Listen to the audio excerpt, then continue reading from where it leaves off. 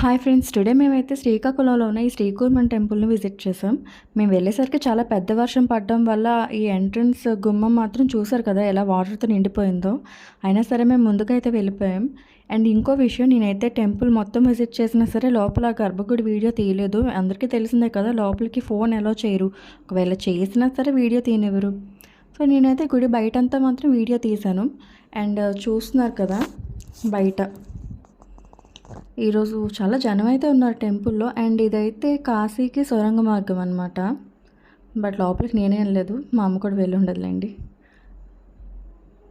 Temple అయితే ఇలా ఉంటుంది. అండ్ ఇక్కడ ఒక కోనేరు ఉంటుంది, దాని దగ్గర ఫొటోస్ అయితే చాలా బాగుంటాయి. అండ్ చనిపోయిన వాళ్ళ అస్థికలు అక్కడ కలిపితే కాశీకి డైరెక్ట్గా వెళ్తుందని ఒక నమ్మకం. నేను మా చెల్లి తమ్ముడు ఇక్కడ కాలు కడుక్కొని వచ్చేసాం. దిగేంత ధైర్యం మాకైతే లేదు.